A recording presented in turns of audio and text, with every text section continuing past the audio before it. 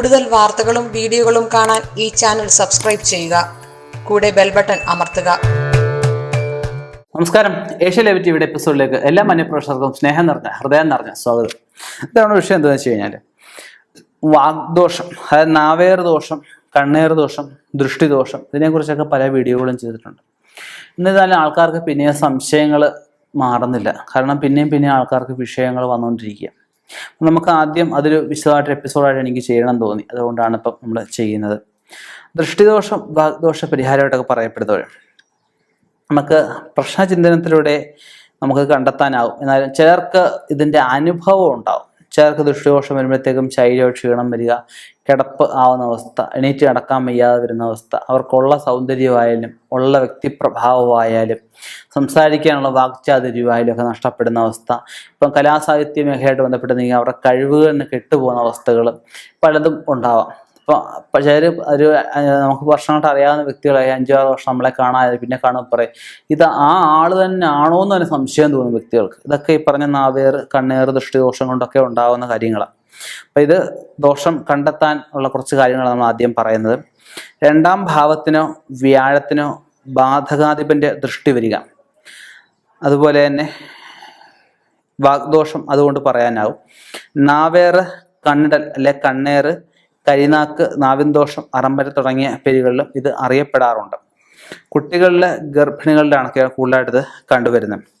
ഇത് ഇങ്ങനെയുള്ളവർക്ക് പെട്ടെന്ന് ബാധിക്കുമെന്നാണ് പറയുന്നത്. അതുകൊണ്ടായി ഗർഭിണികൾക്ക് ഗർഭരക്ഷായന്ത്രമൊക്കെ ധരിക്കണം. കുട്ടികൾക്കാണെങ്കിൽ 12 വയസ്സ് വരെ ബാലാരിഷ്ടത മാറാൻ ബാലായന്ത്രത്തിനോടൊപ്പം ശക്തമായ എന്തെങ്കിലും യന്ത്രങ്ങളും ധരിക്കണം എന്നൊക്കെ പറയുന്നത്. ചിലർക്ക് ഗരുഡപഞ്ചാക്ഷരി ജപിച്ച് ഭസ്മം ഇട്ട് കഴിഞ്ഞാൽ മാറാറുണ്ട്. ഗരുഡപഞ്ചാക്ഷരി ജപിച്ച് എണ്ണ ഉപയോഗിച്ച് കഴിഞ്ഞാൽ മാറാറുണ്ട്.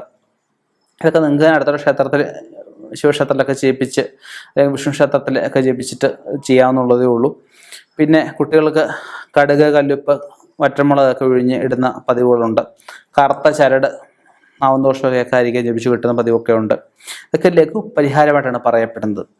ഭാഗവതം ദശമസ്കന്ധത്തിലൊക്കെ പറയുന്നുണ്ട് പൂതനാമോക്ഷം ഭാഗം നമുക്ക് പാരായണം ചെയ്യുന്നത്.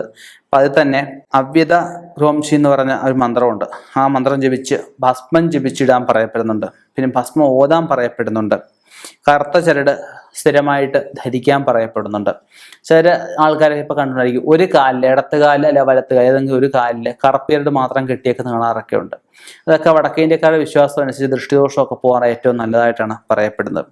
പിന്നെ നരസിംഹയന്ത്രം എന്ന് പറയുന്ന യന്ത്രമുണ്ട്, അത് ധരിക്കുന്നത് നല്ലതായിട്ട് പറയപ്പെടുന്നുണ്ട്.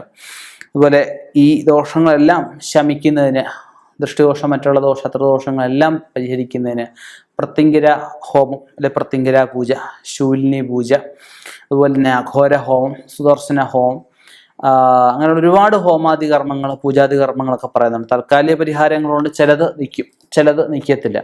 എന്തായാലും പ്രശ്നം വെക്കുമ്പോൾ, നല്ല ജ്യോതിഷനെ കാണുമ്പോൾ ഈ ദൃഷ്ടിദോഷത്തിന്, നാവേർ ദോഷത്തിന്, കണ്ണേർ ദോഷത്തിന്, ആയില്യദോഷത്തിന്, ആയില്യദോഷം ഉള്ളവരുണ്ട്. കാരണം എല്ലാ ആയില്യവും ദോഷമല്ല. നമ്മൾ കവടി നോക്കുമ്പോഴത്തേക്ക് ദോഷമാണ് ആയില്യം എന്നൊക്കെ പറയാൻ പറ്റത്തുള്ളൂ. അപ്പം എല്ലാ ആയില്യവും ഒരുപാട് ദോഷമാണ് ചിന്തിച്ച് നടക്കുന്ന വ്യക്തികളൊക്കെ ഉണ്ട്. അതൊന്നും വിഷമിക്കേണ്ട ആവശ്യമൊന്നുമില്ല. ഈ പറഞ്ഞ എന്ത് തരത്തിലുള്ള ദോഷമായാലും നമുക്ക് പരിഹരിക്കാവുന്നുള്ളതേ ഉള്ളൂ.